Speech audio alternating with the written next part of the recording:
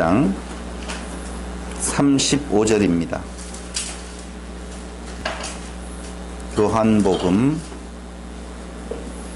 1장 35절.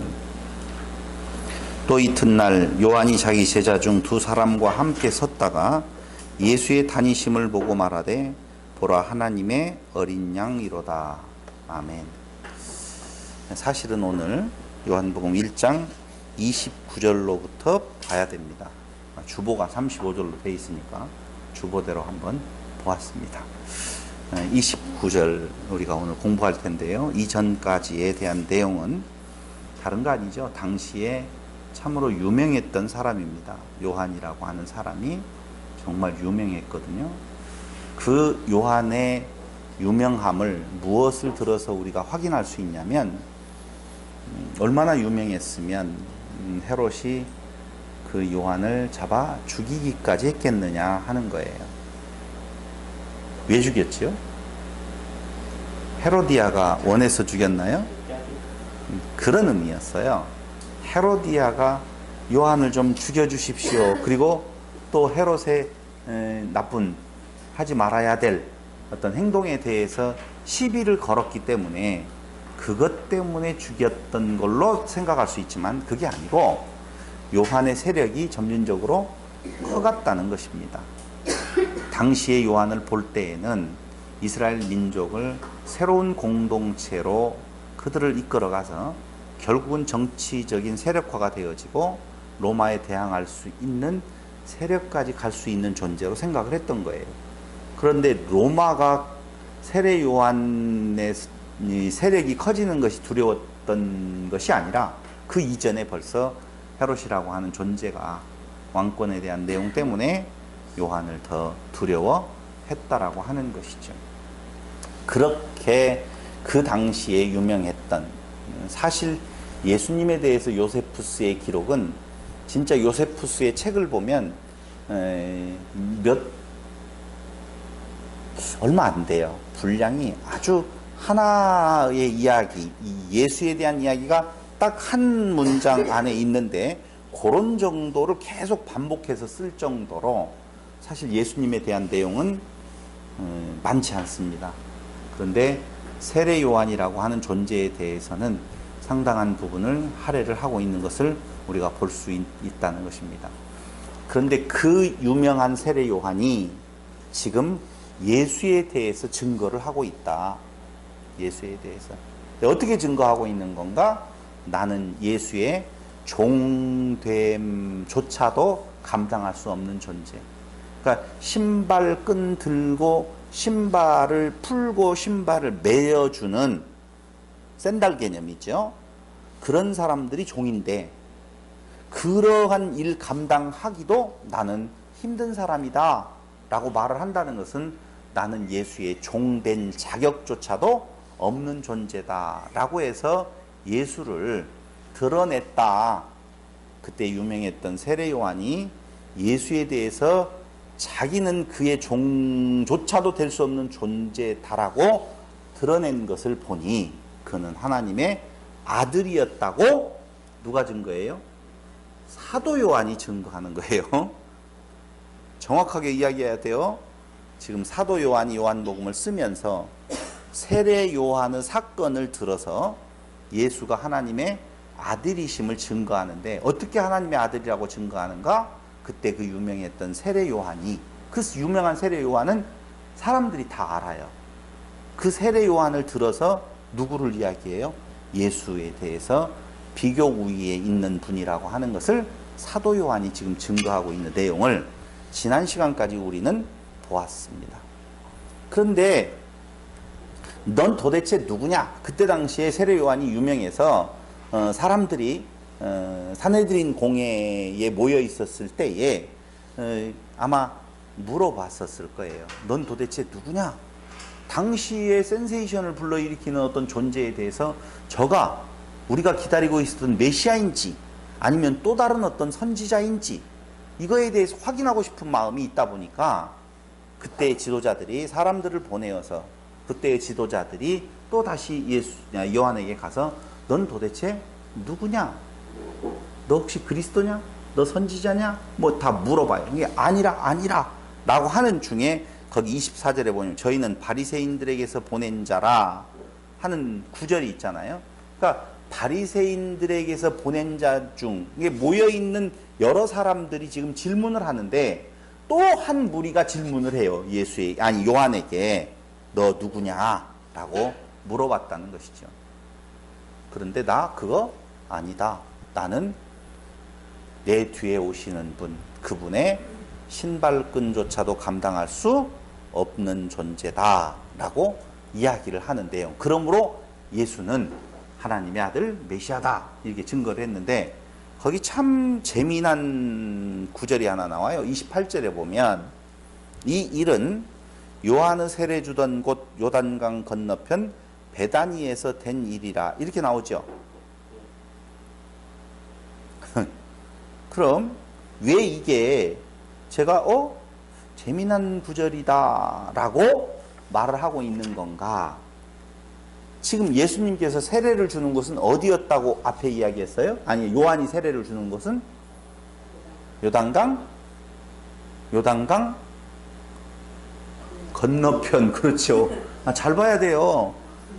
요한의 세례 주던 곳은 요단강 건너편에서 세례를 주고 있어요. 무슨 의미가 있다고 그랬어요? 출애굽에서 이스라엘 백성이 요단강을 건너서 가나안 땅에 들어가요. 출애굽을 한 이스라엘 백성들이 홍해를 건너서 광야를 지나다가 광야 끝에 와서 요단 동편 땅에 거하면서 이제 요단강을 건너서 가나안 땅에 들어간단 말입니다. 그런데 홍해를 걷는 갈라지는 거나 요단이 갈라지는 것은 다 무슨 의미가 있어요? 세례의 의미가 있다라고 말씀을 신약 성경에서 이미 말해주고 있단 말이에요. 그런데 요한이 지금 요단강 동편 땅 어디에서 안 하고 요단 땅에서 안 하고 이 가나안 땅에서 안 하고 동편 땅에서 세례를 주고 있다는 거예요. 그때 그 세례의 의미는 그 당시에 메시아를 기다리면서 그 메시아가 우리에게 오기를 바라는 그들의 마음속에 우리가 그동안 율법을 떠나 살았고 율법을 무시했고 율법을 지키지 못했기 때문에 이 민족이 이런 어려움을 겪었다. 그러므로 우리는 율법을 철저히 지켜야 된다라고 하는 운동이 확산되어져 가서 더욱더 율법으로 철저히 그들을 다지고 있었을 때란 말입니다. 이때 율법의 대중화, 말을 하자면 일반 사람들에게까지 율법을 정확하게 지키도록 만들어야 되겠다라고 하는 율법의 대중화를 꾀했던 것이 바리새인들이에요. 그러니까 바리새인들은 사실은 누구예요? 그때 당시에는 종교적으로 굉장히 훌륭한 사람들이에요. 굉장히 훌륭한 사람들이에요. 그래서 그들이 가지고 있는 그 율법을 대중에게까지 아주 그냥 일반 대중에게까지 전부 다 제대로 가르쳐서 그 율법을 잘 지킴으로 어떻게 할 수 있다? 메시아를 맞을 수가 있다. 로마로부터 해방되어질 수 있다라고 하는 생각을 가지고 있었을 때에 요한이 나타나서 그게 아니다. 이제 무엇으로만 된다? 세례로만 된다.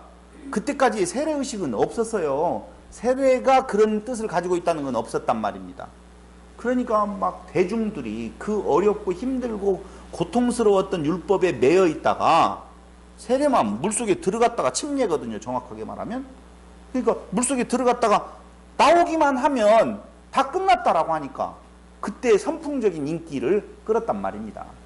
선풍적인 인기를. 어떤 사람은 예수도 그 선풍적인 인기 안에 끌려가서 요한의 제자가 되었다라고 이렇게도 이야기를 할 정도인데 그건 아니고 그때에 그 물속에 들어갔다가 나오기만 하면 된다 라고 하는 것을 상징적으로 보면 재밌어요. 그게 요단강 어디? 동편 땅에서 세례를 주고 있다 라고 하는. 근데 문제는 그 장소를 어디라고 말하고 있느냐? 베다니라고 이야기를 하고 있어요. 베다니는 어디에 있는 동네죠? 혹시 베다니 하면 생각나는 사건 기억나세요?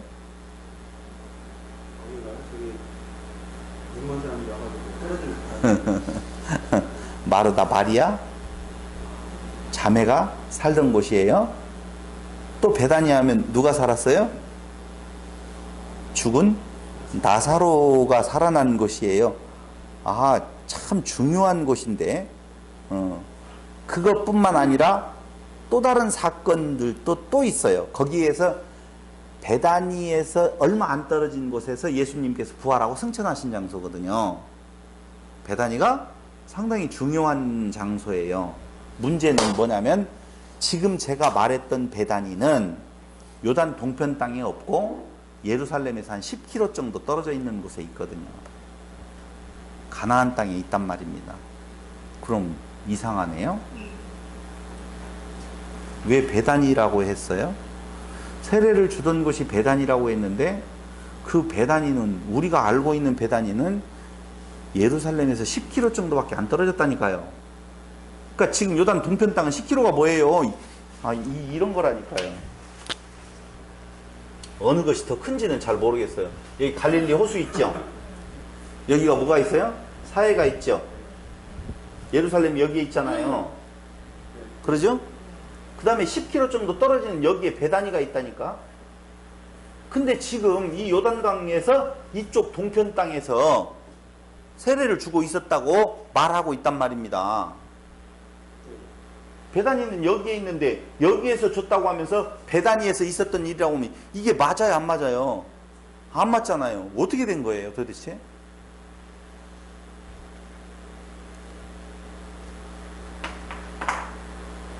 몰라요, 저도. 이런 것을 차라리 사도 요한이 그건 베다니에서 있었던 일이라고 하는 말을 안 썼으면 그냥 대충 넘어갈 뻔했잖아요. 근데 왜 하필이면 이걸 써놔가지고 제대로 지명을 아는 사람들은 헷갈리게 만드느냐. 두 가지 이론이 있어요. 첫째는 요한이라는 이름도 많아요. 요셉이라고 하는 이름도 많아요. 예수라고 하는 이름도 많아요. 한국에도요, 같은 지명이 여러 군데 있어요. 그래서 이 베다니를 말하는 것이 아니라 어떤 베다니? 요단 동편 땅. 지금은 그 지명이 없어졌지만 그 당시에 어떤 작은 마을 베다니가 있었을 것이다. 이렇게 말하는 이론. 이해되죠? 두 번째로는 여기 어떤 마을에서 있는데 그 베단이라고 하는 곳에 있었던 여러 가지 사건, 부활의 사건이 있다고 그랬잖아요. 나사로가 부활하고 다시 살아나고 또 예수님께서 가까운 데에서 다시 부활하신 사건이 있다고 그랬죠. 승천하신 그런 의미에서 죽었다가 살아나는 부분에 대한 세례를 가지고 무엇했다? 베단이라고 그렇게 지칭을 한다. 1번이 맞을 것 같아요? 2번이 맞을 것 같아요? 둘 다 틀릴 것 같아요? 둘 다 틀리면 어떡하라고요? 베단이 지금 있는데. 저는 1번의 주장에 한 표가 아니라 전적인 동의를 표합니다. 물론 2번의 의미는 어떤 의미인지는 모르겠어요. 왜 1번의 의미에다가 두느냐? 요한이 왜 머리 아프게 이 성경 구절에다가 이것은 그 베다니에서 건너편, 요단강 건너편이라고 분명히 이야기를 해요. 건너편 베다니에서 된 일이라고 말하느냐 하면은 요한복음을 가만히 보면요, 역사성에 대한 역사적 사실을 굉장히 리얼하게 말을 하고 있어요. 그러니까 이건 허구로 꾸며낸 거 아니다 라고 하는 거예요. 아무리 작은 마을에서 일어난 일이라 할지라도 정확하게 기록해 줌으로 말미암아서 이 일이 사실이라고 하는 것을 도리어 더 강조해 주고 있다는 것입니다. 동의를 여러분 안 하시는 것 같아요. 지금 표정을 보면. 아니, 베다니가 두 군데 있을 수도 있고 세 군데 있을 수도 있다니까요. 그런데 굳이 왜 베다니라고 하는 말 안 써도 되는 이야기를 이런 동편 땅에서 했다라고 하면 될 텐데 베다니라고 썼느냐? 충분히 이 베다니는 유명한 장소라니까요. 이게 언제 쓰여졌느냐? 여러분, 요한계시록 앞으로 특강하잖아요. 8월 달에 특강할 때 요한계시록이 먼저 쓰여졌느냐, 요한복음이 먼저 쓰여졌느냐? 요한계시록이 먼저 쓰여졌다라고 저는 주장할 거예요. 8월 달에 특강할 때 그렇게 주장할 거라니까요.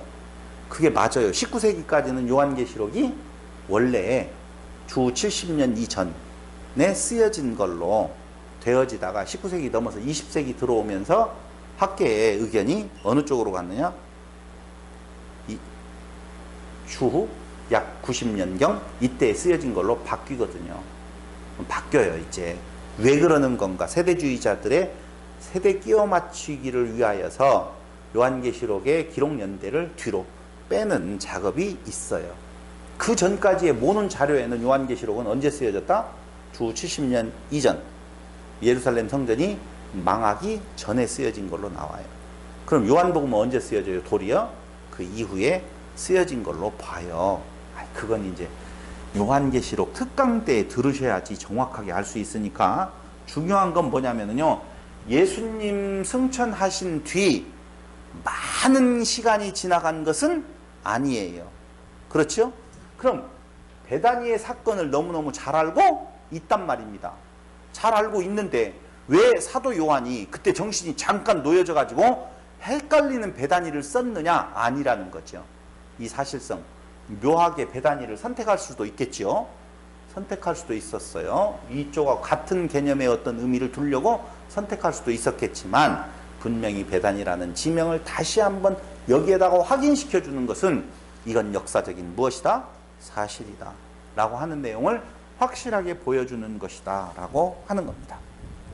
된 일이라 라고 하면서 이튿날 요한이 예수께서 자기에게 나아오심을 보고 가로되 보라, 세상 죄를 지고 가는 하나님의 어린 양이로다 라고 말해주고 있습니다. 근데 여기 한번 보시기 바랍니다. 이튿날 요한이 누구예요? 유명한 사람이에요. 세례 요한을 말해요. 요한이 보았다는 거예요. 무엇을 보았는 건가? 거기 요한이 예수께서 자기에게 나아오심을 보고 보았어요. 나아오심을 보고 뭐라고 이야기했느냐? 세상 죄를 지고 가는 하나님의 어린 양이로다. 여러분, 세상 죄를 지고 가는 하나님의 어린 양이로다 라고 할 때에 떠오르는 이미지가 있어야 돼요. 그걸 이미 그 이미지가 떠오를 거라고 생각하고 사도 요한은 세례 요한의 이 말을 지금 어떻게 인용하는 거예요. 보라, 세상 죄를 지고 가는 하나님의 어린 양이로다. 자, 예수님께서 그 호숫가에 걸어오시는데 요한이 그걸 봤어요. 보라, 세상 죄를 지고 간 하나님의 어린 양이로다. 뭐가 떠올라요? 십자가가 떠올랐어요. 아직 십자가 지지도 않았는데 그때는 예수가 올 때는 아직 안 죽었을 때예요. 근데 십자가 벌써 떠오를 정도면 뭐 상당히 앞을 내다볼 수 있는 사람이네요. 고난 뭐 이런 거 생각을 할 수도 있겠죠. 어린 양이로다 라고 하면 양은 일단 희생 제물을 상뜻해요. 그런데 희생 제물 하면은 떠오르는 양이 있어요. 그게 어디냐? 지금 봐봐요. 자꾸 여러분들이 생각을 너무 막 깊이 들어오니까 그래요. 넓게 생각을 하면 여기 요단강이에요. 요단강을 건너가죠.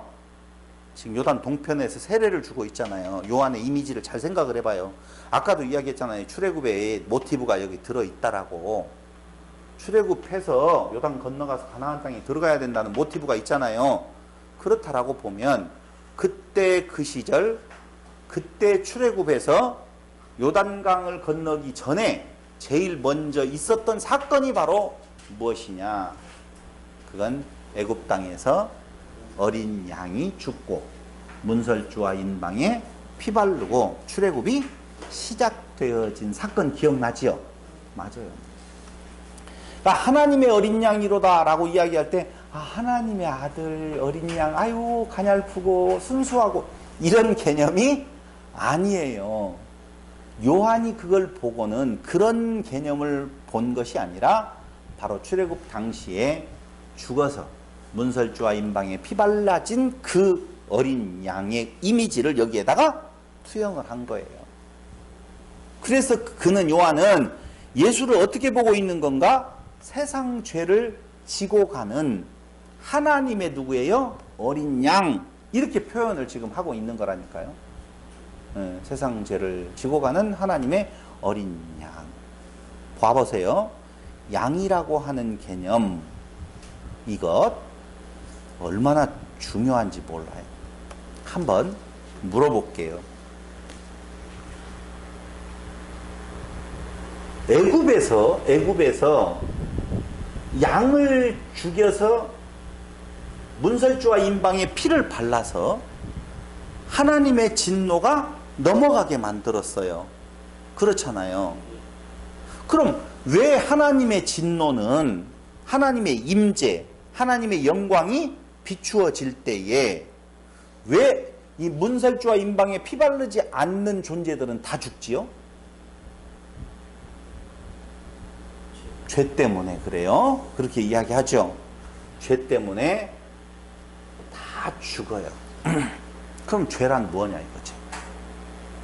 무엇이기에 하나님의 영광이 비추면 그리스도의 피로 감싸주지 않는 자들은 다 죽느냐.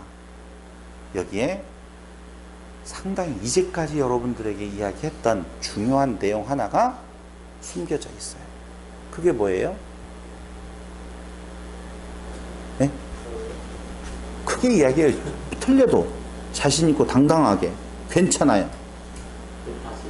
네. 이렇게 보시면 돼요. 인간을 자꾸자꾸 특별한 존재로 우리가 생각한다는 데에서 사고의 정체가 온다는 거지요. 우리가 죄인이라고 이야기할 때 무엇인가를 잘못해서 그 법을 어겨서 내가 죄인이 된 줄로 생각한다니까요. 그게 아닌데 내가 무엇인가 잘못을 저질러서 죄인이 된 것이 아니란 말입니다. 그럼 뭐가 죄이냐 라고 보면은요, 다른 거 아니에요. 하나님이 세상을 창조하실 때에 6일째에 뭘 창조했느냐 하면은 짐승과 사람을 창조했어요. 사람은 참 소중하다라고 할 때 짐승과 같이 지어서는 안 되지요. 사람만 따로 지어야 되지요. 그런데 그날 짐승도 짓고 사람도 지었어요. 사람이 누구냐? 짐승이라는 거예요. 똑같다는 거예요. 그러니까 하나님이 생기를 그 코에 불어넣어 생명이 되지 아니하면 그 사람은 뭐다고요? 짐승이다. 그 말이에요. 그러면 짐승을 표현할 때 성경은 뭐라고 말하느냐 하면 죽기 위해 태어난 존재라고 말하고 있다는 것입니다. 죽기 위해 태어난 존재. 그게 뭐예요? 짐승이에요. 짐승. 그럼 한번 생각을 해볼게요. 짐승이에요. 죽어야 될 존재들이에요. 하나님의 영광이 나타나면 죽어요. 다. 그걸 뭐라고 표현한다고요? 죄라고 표현하고 있어요.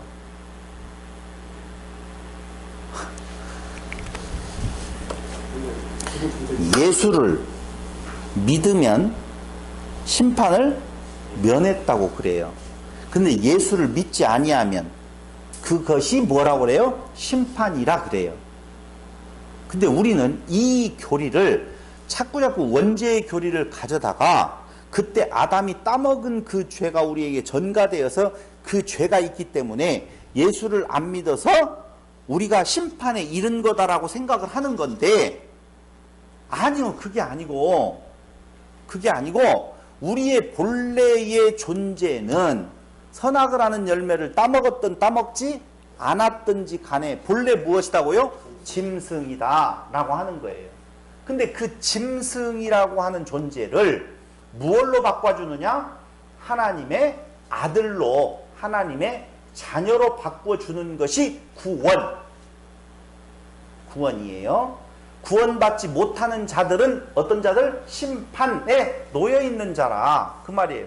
그런데 그런 존재인 줄을 네가 알게 하기 위해서 누구에게? 하나님의 백성들에게. 다시 잘 들으셔야 돼요. 하나님의 백성들, 즉 에덴 동산으로 데려옴을 당한 아담과 누구에게? 하와에게 네가 하나님 나의 은총을 입지 아니하면 너는 누구다? 죽기에 태어난 짐승과 똑같다라고 하는 걸 깨달아 알게 하기 위하여서 선악을 하는 나무로 먹지 말라 그 명령을 주신 거예요. 법을.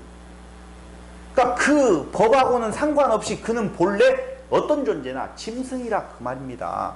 그런데 자기의 짐승의 존재임을 깨달아 알기 위해서 법을 주는 건데 그 법을 자기의 의를 그 법은 너 짐승인 줄 알아라 라고 하는 의미에서 준 건데 그 법을 가지고 내가 하나님의 자녀가 되겠다라고 자기의 좋을 대로 생각하는 것, 그것이 바로 죄예요. 죄.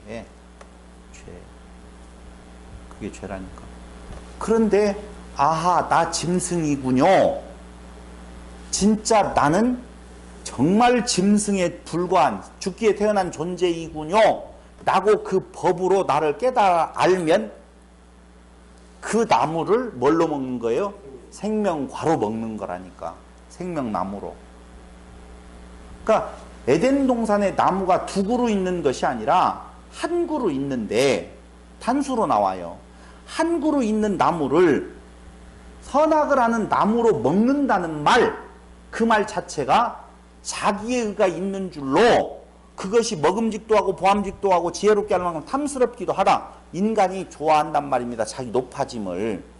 그렇게 보면 선악을 하는 나무로 먹는 거고 그 한 그루를 나 없음, 나 짐승, 나 정말 천한 존재입니다라고 깨달아 알고 무릎 꿇으면 그걸 뭘로 먹는 거라고요? 생명과로 먹는 거라 그 말입니다. 그러니까 율법은 뭐예요? 예수라고 그랬잖아요. 예수로 인도하는 몽학선생이라고 그랬잖아요. 그러니까 율법을 통해서 예수에게로 나아가면 뭘로 먹는 거고 생명과로 먹는 거고 율법을 통해서 예수에게로 가지 아니하고 자기의 의를 드러내면 선악을 하는 나무로 먹는 거예요. 그게 뭐예요? 죄라. 누구에게 죄를 알게 하는 거예요? 하나님의 택한 백성에게 죄를 깨달아 알아서 은혜됨, 하나님의 아들 되어짐이 은혜인 줄을 깨달아 알게 하시는 하나님의 섭리예요. 불택자들에게는 하나님의 법 필요 있어요? 없어요? 없어요. 없다니까. 그러니까 지금 불택자들, 아니한 말로 예수 믿지 않는 자들, 그들은 선악을 하는 열매를 따먹었기 때문에 죄인이 된 거예요. 본래 그들은 죄인이에요? 본래 죄인이라니까. 그걸 안 따먹고 하고는 아무 상관없어요. 짐승은 애시당초 뭐다? 짐승이다. 그런데 그 짐승을 무얼로? 사람이 아니에요. 사람과 짐승은 똑같은 존재예요. 사람, 아담이라고 하는 이름은 아다마라고 하는 히브리 말에서 뭐라고요? 티끌이라고요. 티끌. 대단한 무슨 존재가 아니에요. 너 티끌인 줄 알아라. 그게 뭐예요? 동산의 한 나무라니까. 그게. 그러니까 여기에서 우리가 지금 세상 죄를 지고 가는 어린 양이로다 라고 하는 말은 인간들이 무엇인가 막 도둑질하고 무엇을 하고 그런 죄를 없이 한다는 개념이 아니에요. 생각을 해봐요. 애굽에서 출애굽을 할 때에 문설주와 임방에 피 발랐어요. 근데 그 안에 살고 있었던 사람들의 면면을 보면 착한 사람, 나쁜 사람 구분이 있었겠죠? 인간의 눈으로 보면 있어요, 없어요? 있어요. 분명히 더 선한 사람, 더 악한 사람이 분명히 있단 말입니다. 그런데 그들이 똑같이 하나님의 백성으로 바뀌어지는 경우에는 다른 어떤 이제까지 그들이 했던 어떤 행동하고는 아무 상관없고 오직 뭐? 피밖에는 없어요. 예쁜 돼지, 미운 돼지 있어요, 없어요? 예쁜 오리, 미운 오리 있어요, 없어요? 없다니까요. 그냥 오리는 오리일 뿐이고 돼지는 돼지일 뿐이고 사람은 사람일 뿐이지 착한 사람, 나쁜 사람이 따로 없다니까요. 없어요. 그러니까 더 착한 사람 예수 조금만 믿어도 되고 더 악한 사람 예수를 많이 믿어야 되고 그런 개념이 없어요. 그냥 돼지예요. 똑같아요, 인간이. 그런데 그걸 하나님의 아들, 하나님의 자녀, 신됨의 기쁨으로 나아가는 것, 하나님 됨의 자리로 나아갈 수 있는 것은 오직 무엇밖에? 예수의 피밖에 없다. 그런 의미에서 보라! 세상 죄를 지고 가는, 그 세상 죄를 지고 간 하나님의 어린 양이로다. 왜 지고 가요? 그 안에서 죽고 그 안에서 그 DNA로, 하나님의 DNA로 다시 살리시기 위해서 그들을 데리고 죽으신다. 그 말입니다. 예수 안에 있는. 그런 의미에서 보라 세상 죄를 지고 가는 하나님의 어린 양이로다. 하나님의 어린 양, 그 안에서 죽고 다시 살아난 자는 하나님의 자녀가 되는 권세 나온다니까요. 그 내용이. 그러면서 거기 양의 피로 하나님의 자녀로서의 변화, 이것은 오직 무엇이다? 죄사함이라고 하는 내용인데 그것이 짐승에서 하나님의 자녀로 변화가 되어지는 것이다 그 말입니다. 그러니까 양의 피는 세상 죄를 없이 함에 대한 하나의 의미를 담고 있는데 그것이 바로 그 세상 죄를 지고 죽어서 그 안에서 살아모 세상 죄를 지고 죽는다는 말은 예수님께서 무엇으로 오셨어요? 죄송해요. 답을 말해버렸네요. 하나님의 아들이 예수로 오셔서 무엇으로 살아나셔요? 그리스도로 살아나신다니까. 예수로 오셔서 그리스도로 죽어요. 봐봐요. 예수라고 하는 말은 자기 백성을 저희 죄에서 구원할 자라는 뜻이에요. 그러니까 예수로 오셔요. 이 땅 위에. 그래서 자기 백성의 죄를 가지고 어떻게 해요? 죽어요. 그래서 죽음 안에서 하나가 되어져요. 그리고 다시 무엇로 살아나요? 그리스도로 부활하신다니까. 그때 우리도 무엇로 부활한다고요? 그리스도로 부활한다 그 말이에요. 기름 부음 받은 자라고 하는 의미. 우리가 하나님의 자녀가 되어짐이 그리스도 됨에 대한 내용으로 나아가는 거라니까. 내용이. 우리가 죄라고 하는 것, 세상죄라고 하는 것, 우리 모습 자체, 짐승 자체로 그것이 뭐라고요? 죄라 그 말입니다. 뭘 다른 죄 졌다라고 할 것도 없어요. 우리가 죄를 회개한다라고 이야기할 때 어저께요 무엇도 했고요 뭣도 했고요 어저께 동창회 가가지고요 세상 노래를 100곡이나 불렀는지 몰라요. 안 불렀어요. 한 곡도 저는. 한 곡도 안 불렀어요. 그게 무슨 죄인 것 마냥 떠벌떠벌 그게 아니라 그 말입니다.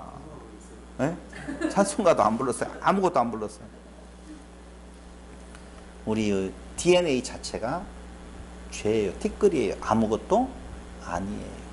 그런데 예수님께서 육체를 입고 이 땅 위에 오셔서 우리와 같이 한 덩어리 되어서 그 안에서 죽고 그 안에서 하나님의 자녀로 하나님의 아들로 하나님으로 이해하죠? 그거 하나님으로 다시 태어나게 하시려고 하는 하나님의 계획의 실현이 지금 오늘 요한 앞에 서 있는 예수의 모습을 보고 세례 요한이 그 모습을 그대로 고백하고 있는 거예요.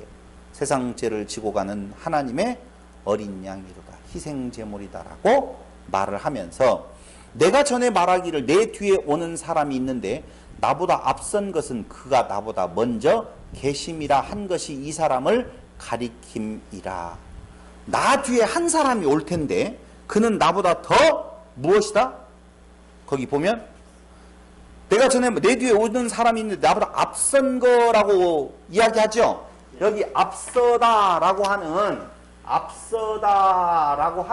단어를 헬라어 원어로 가서 찾아보면 먼저 있다라고 하는 개념이 아니에요. 그럼 뭐예요? 위대하다, 나보다 더 큰 분이다, 그런 뜻이에요. 번역을 미숙하게 했어요. 나보다 앞선 거라고 하니까 나보다 앞에 있었다 이렇게 해석을 한 건데 아니에요. 여기 먼저 계심이라 이렇게 나오잖아요.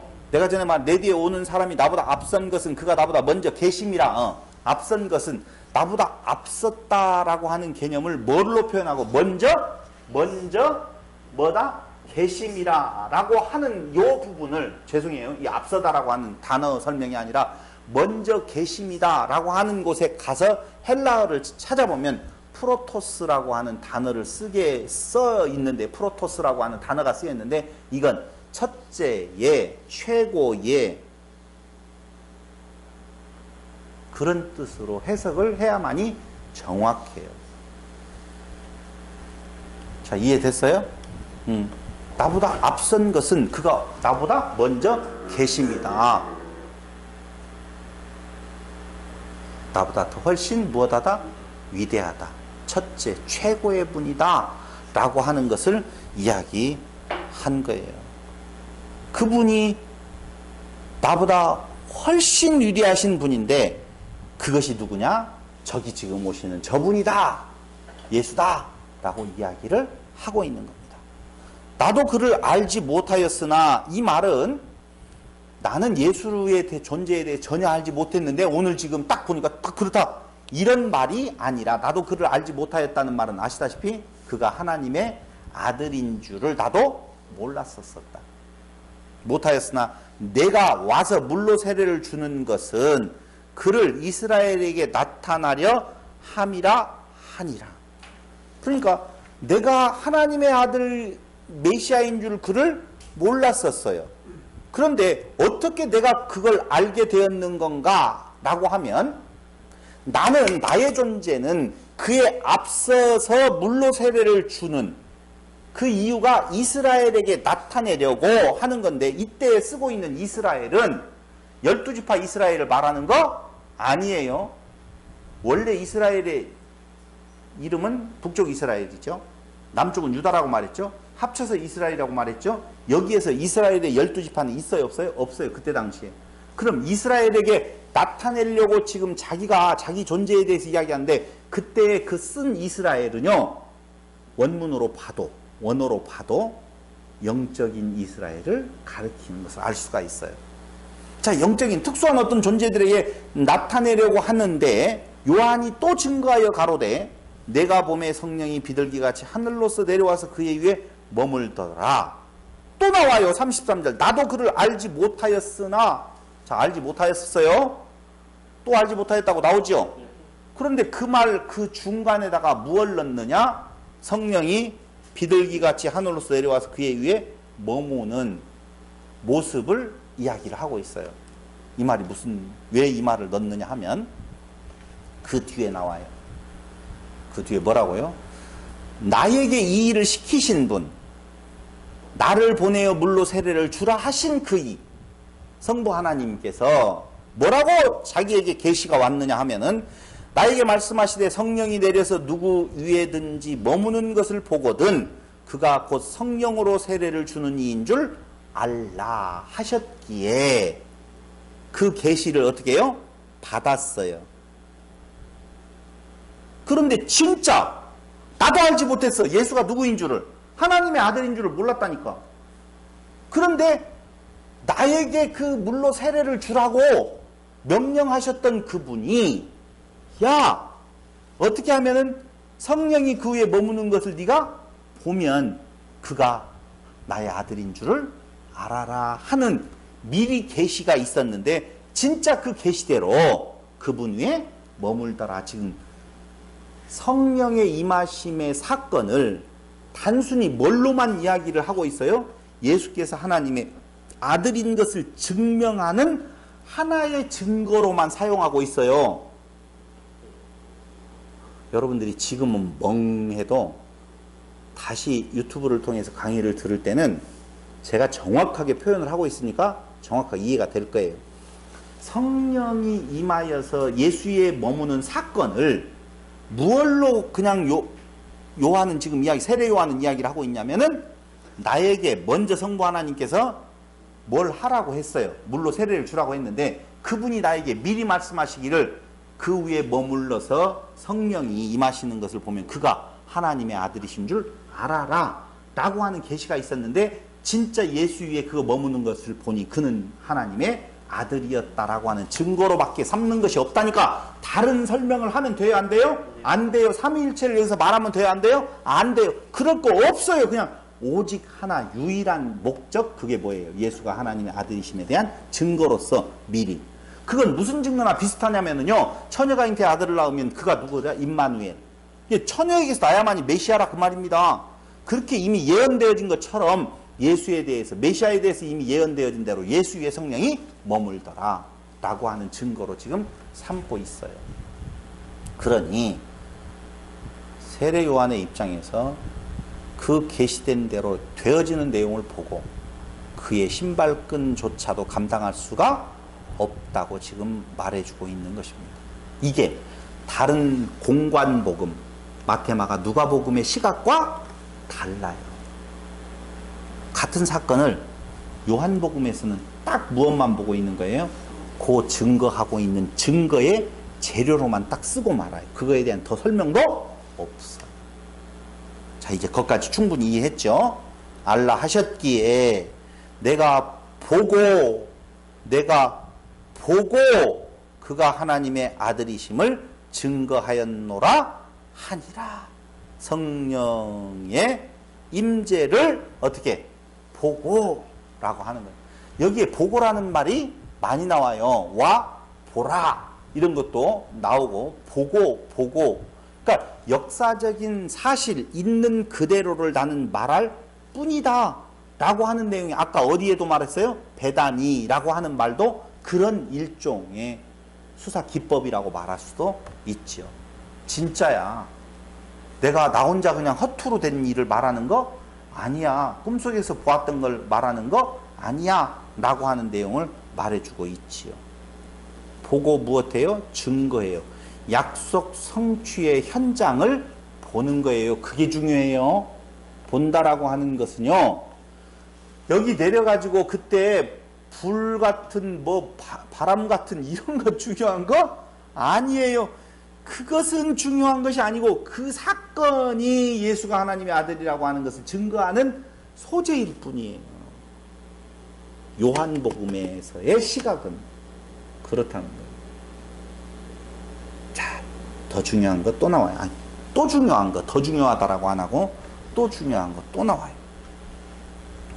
이튿날 또 이튿날 요한이 자기 제자 중 두 사람과 함께 섰다가, 자, 또 이튿날 요한이 서 있어요.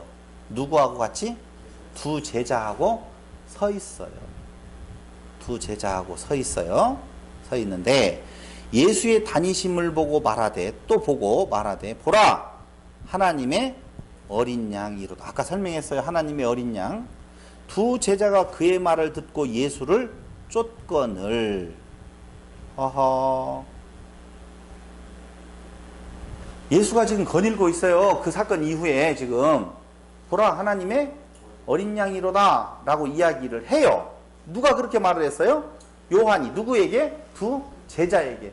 제자들아, 봐라, 하나님의 어린 양이로다 라고 요한이 말을 했어요. 그러니까 두 제자가 철싹거리면서 예수를 따라가 버렸어요. 지금 그렇게 나오잖아요. 두 제자가 그의 말을 듣고 예수를 쫓거늘. 이제까지 요한을 쫄쫄쫄쫄 따라다니다가 요한이 봐라, 어린 양이로다 그러니까 안녕 그러고 따라갔어요. 이런 싹퉁머리가 어디가 있어? 맞아요? 틀려요? 아니에요, 여러분. 요한은 자기 제자가 따로 있고 예수의 제자가 따로 있어서, 너는 내 제자니까 정말 인간 사회에서는 그게 얼마나 우습게 쓰여지는지 몰라요. 네 제자 내 제자? 정말 저도 한때 거기에 빠져 있었잖아요. 처음으로 나에게 복음을 가르쳐 준 사람, 세례 준 사람, 주례한 사람, 너는 나를 떠날 수 없고 나도 너를 떠날 수 없고, 이런 이야기에 얼마나 매여 있는지 몰라요. 우리 말씀운동 안에서는 안 그랬나요? 난 누구 목사님으로부터 처음 메시지를 들었다라고 해가지고 거기만 유일하게, 그리고 또 그게 인간의 그 굉장히 그 의로움인 줄로 알고 그게 죄성인 줄을 몰라요. 파당을 지어서 나는 누구 파다 이 부분에 대한 있는 것을 몰라요. 우리는 오직 누구에게 배웠느냐가 중요해요, 안 중요해요? 안 중요해요. 진리가 그러한가 하여 그러면 성경에서 배운 것이지 사람에게서 배운 것이 어디가 있어요? 사람은 사람을 홀리는 유전으로 가르칠 때도 있고 자기의 논리로 영혼을 빼앗을 때도 있는데, 난 누구를 더 따른다, 처음에 난 누구를 통해서 복음을 접했다, 웃기는 이야기 좀 그만했으면 좋겠어요. 진짜 웃기는 이야기예요. 말도 되지도 않아요. 아니, 오죽했으면 고린도 교회에 보면 개바파, 아볼로파, 바울파가 따로 있겠었냐고요. 그게 그때도 있었어요. 지금도 있어요, 없어요? 있다니까요. 말씀운동 안에 있어요, 없어요? 있다니까요. 난 누구 목사님을 누구 목사님 웃기고 있어. 누구 목사가 어디가 있어요? 한 주먹감도 안 되는. 아니, 제가 저를 따른 이유 하나 그럴 것도 없어요. 어저께 친구하고 차를 타고 저녁에 오는데요. 그래요. 아니, 교회 개척이 교인은 몇 명이나 돼? 그래, 10명. 그랬더니 갑자기 놀래가지고 10명 너무 당당하게 이야기하니까 내가 나가야겠네. 그런 의미로 나올 것 같은데 나올까? 없지요. 10명을 11명 채우려고 나올 의미는 하나도 없어요. 나 걱정 없어. 먹고 사는데 지장 없어. 그랬더니 그래? 그러면 뭐 문제도 없겠네. 지가 내 생활에 대해서 걱정이 좀 됐는가 봐요. 10명이 모이면 어떻게 생활비를 대서 어떻게 그럴 건가 걱정을 좀 했는가 보죠. 아니에요. 이 이야기는요, 요한이 지금, 야, 보라, 세상, 어린 양이로다, 하나님의 어린 양이로다 이야기하니까 두 제자가 따라갔다는 이야기, 그 사건을 지금 사도 요한 이야기를 하고 있잖아요. 여기다 쓰고 있잖아요. 그 이유는 다른 거 아니에요. 요한이요, 가지 말라고 한 것이 아니라 오히려 가라고 요한의 제자들 보고 어린 양 대신 하나님의 아들을 따라가라 라고 축복하고 오히려 독려했을 거예요. 분위기로 보면 틀림없다니까요. 못 가게 하고 넌 내 제자다라고 하고 예수 제자는 따로 해야 된다라고 하고 그런 개념이 아니에요. 근데 요한 공동체는 제법 크다고 그랬잖아요. 세력이 더 커져서 오히려 정치꾼들의 시기를 받을 정도가 되었다라고 했잖아요. 근데 예수는 따르는 자가 있었어요? 없었어요? 없었어요. 한 명도 없었어요. 근데 성경에 대한 내용은요, 선지자의 시대가 가고 구약의 시대가 가고 새로운 시대가 열리는 걸 말을 하고 있잖아요. 새로운 시대의 마지막 공동체는 세례요한 공동체예요. 새 시대의 오직 유일한 공동체는 무슨 공동체여야 돼요? 예수 공동체여야 돼요. 그래서 세례요한의 시대는 어떻게 하고 가고 이제는 새로운 공동체가 무엇에 의해서 세례요한의 바톤을 받아서 이어져 간다라고 하는 것을 보여주는 것이 지금 요 장면이라니까. 이 장면 재밌어요, 여러분. 그냥 쉽게 끝날 장면이 아니에요. 왜 재밌는가 조금 이야기를 해볼게요. 그러니까 세례 요한의 제자들이 이제는 이동을 하게 되어지는데 어디로요? 예수에게로 이동하게 되어지는데 새 시대가 태동되어지는 것을 지금 보여주고 말해주고 있는 것입니다. 거기 보세요. 또 이튿날 요한이 자기 제자 중 두 사람과 함께 섰다가 예수의 다니심을 보고 말하되 보라 하나님의 어린 양이로다. 두 제자가 그의 말을 듣고 예수를 쫓거늘 예수께서 돌이켜 그 쫓는 것을 보시고 물어 가라사대 무엇을 구하느냐 이렇게 물어봐요. 쫄랑쫄랑 두 명이 따라와. 이제까지 한 명도 따라오진 않았는데 따라오니까 무엇을 구하느냐 이렇게 말을 했어요. 또 무엇을 구하느냐 기분이 좋아가지고 나 따라오니까 뭘 구해? 그러니까 어디 계시나이까? 선문답. 무엇을 구해? 라고 했으면 무엇을 구해요? 이렇게 말을 해야 되는데 어디 계시나이까? 이렇게 말하잖아요. 그걸 뭐라고 그래요? 선문답이라고 하잖아요. 불교에서. 물어보는 거하고 전혀 다른 대답을 하는데 그게 깊은 뜻이 있다. 이게 선문답이라고 하거든요. 선문답을 통해서 너 자신을 알라 그러거든요. 몰라요? 여러분 한번 생각을 해봐요. 지금 뭐예요? 돌이켜 쫓는 걸 물어가라서요. 무엇을 구하느냐 그랬잖아요. 그럼 뭐라고 말해야 돼요? 이렇게 말하면 안 되잖아요. 가로되 랍비 어디 계시오니까? 이렇게 물어보면 돼요 안 돼요? 안 되잖아요. 근데 이 말이 그런 말이 아니에요. 무엇을 구하느냐 이 말은 본문에 가서 충실하게 보면 왜 따라와? 원하는 게 뭐야? 그 말이에요. 영어 성경 봐봐. 틀림없이 그렇게 나와 있어. 너 원하는 게 뭐야? 나 따라오는 목적이 뭐야? 물어봐요. 그러니까 제자들이 뭐라고 대답해요? 어디 계시나이까? 하늘에 계신 분입니까? 어디 그런 말이 아니에요. 너 무엇을 원해서 나를 따라오느냐? 내가 무엇을 구하는지 말할 테니까요. 당신 지금 어디에서 머무는지, 당신 숙소가 어딘지 알려주세요. 그 말이에요. 선문답 아니고 무슨 기가 막힌 진리가 들어있는 말이 아니라니까요. 당연히 요한 버리고 당신 따라오니까 왜 따라오냐? 목적이 뭐냐? 물어볼 거고 목적 말할 테니까 어디에 계신지 알려주세요. 가서 말할게요. 형이 하학적인 걸 형이 상학적으로 굉장히 많이 풀어서 뭔 말인지는 모르지만 굉장히 훌륭한 것처럼 이렇게 빙빙 돌고 있었지 이제까지. 근데 그거 아니에요. 근데 그 뒤에 보세요. 그것을 여러분들에게 지금 재밌게 말하려고 하는 것이 아니에요. 무엇을 구하느냐? 목적이 뭐냐? 왜 따라오냐? 물어보니까 어디 계십니까? 매노. 이때 어디 계십니까? 라고 할 때 단어가 헬라어로 메노라고 하는 단어를 쓰는데 그건 머무르다 그런 뜻이에요. 묵는 장소를 물어본 거예요. 어딥니까? 가서 말하겠습니다. 그 말이거든요. 그러니까 예수께서 뭐라고 말해요? 와 보라. 정말 이 정도까지 하면 뭘 구하느냐? 어디 계십니까? 와 보라. 멋있잖아. 세 단어만 딱 놓아두면은요. 이건 바로 부흥의 주제다. 뭘 구하느냐? 어디 계십니까? 와 보라. 뭔 일인지도 모르고 주여 내가 따르겠습니다. 이렇게 되어질 것 같죠? 아니요. 그 말이 아니에요. 와 보라. 그 말 굉장히 간단한 이야기예요. 와 보라. 와봐. 그냥 와서 그냥 우리 이야기해보자. 너 뭘 원해? 너 원하는 거 한번 이야기해보고 내가 누구인지 와서 봐봐 라고 하는 거 보여줄게. 그 말이거든요. 그리고 숙소로 가요. 갔어요? 잘 갔어요. 와보라.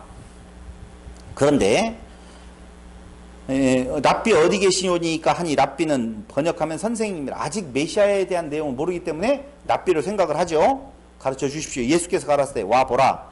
그러므로 저희가 가서 계신 데를 보고 그 계신 데를 보고라고 보다 알다 경험하다 에이도라고 하는 헬라어를 쓰거든요. 근데 보고 거기 그날 함께 거하니 때가 제 10시쯤 되었더라. 그날 함께 거하는데 때가 제 10시쯤 되었더라. 같이 있었을 때 10시에 시작했다는 거예요. 끝나는 시간이 10시라는 거예요. 끝나는 시간이. 그럼 10시는 몇 시요? 10시? 10시? 이거까지? 1시, 3시, 10시. 죄송해요. 제가 비웃는 듯이 이야기를 해서.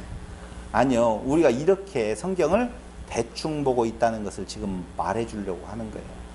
여기 10시쯤 되었더라 라고 할 때 10시는요. 데카토스라고 하는 단어거든요. 근데 우리가 이 데카토스라고 하는 단어를 제가 한글로 해석하면 이런 뜻이다라고 하면 여러분들이 깜짝 놀랄 거예요. 10시쯤 되었더라 라고 할 때 10 하면 떠오르는 거 있잖아요. 10계명 11조라고 할 때 11조는 뭐예요? 열 중에 하나가 아니라 최고의 것, 10번째의 10분의 1이라고 하는 것은 그런 뜻이 있다고 그랬잖아요. 최고의 것, 10번째의 것은 완전한 것, 그런 거라고 그랬잖아요. 그러니까 10시쯤 되었더라 그 말은 그들과 예수님이 같이 있는 시간이 10시다, 10시간이다 그런 말이 아니라 열이라고 하는 시간은 완전하다.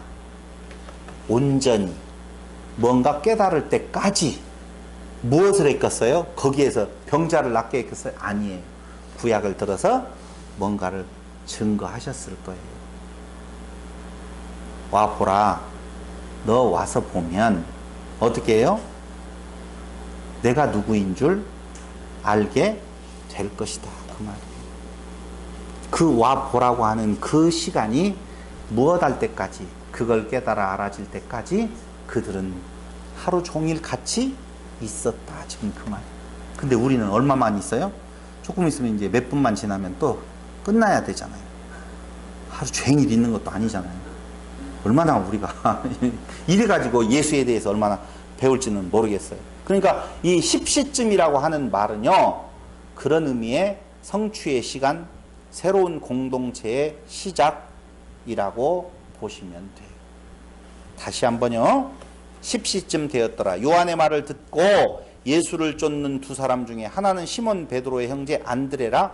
그가 먼저 자기의 형제 시몬을 찾아 말하되 우리가 메시아를 만났다 하고, 메시아는 번역하면 그리스도라, 데리고 예수께로 오니 예수께서 보시고 가라사대 네가 요한의 아들 시몬이니 장차 게바라 하리라 하시니라. 게바는 번역하면 베드로라. 두 사람이 있었는데 한 사람은 나와요 안 나와요? 안 나와요. 아마도 요한이었을 것이다. 사도 요한이었을 것이다 라고 말은 해요. 일단 숨겨요. 여기서 숨기고 또 숨기잖아요. 숨겨요. 여기에서 말하려고 하는 것은 지금 한 사람이 누구였었느냐 하면은 안드레예요. 근데 안드레는 우리에게 별로 그렇게 안 중요하죠. 안드레 별로 안 중요해요. 누가 중요해요? 베드로잖아요. 근데 여기서 베드로가 딱 나타나요. 그 말은 무슨 말이냐?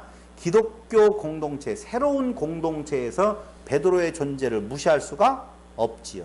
근데 그 베드로가 어디로부터 출발되어졌느냐? 요한의 제자로부터 출발되어졌어요.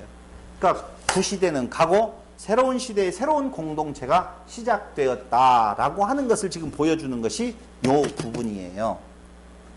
그래서 요한은 어떻게 지는 존재고 예수는 뜨는 존재, 속된 표현으로 말을 하면. 그러므로 요한이 대단한 인물이라고 생각했던 그때에 그 요한은 오직 예수의 신발끈, 종도 못 되는 존재, 대비를 통하여서 예수가 누구다라고요? 하나님의 아들 되심을 지금 증거하고 있다는 거예요. 우리는 대단했던 요한, 대단했던 베드로, 대단했던 안드레, 대단했던 존재들을 잘 알고 있잖아요. 그곳에 비하면 이은재는, 그렇죠, 말을 함부로 하면 안 되죠. 제가 좀 실망하니까 그분들 앞에서 난다긴다라고 하는 말씀 동안에 어떤 존재라도 게임이 안 되죠.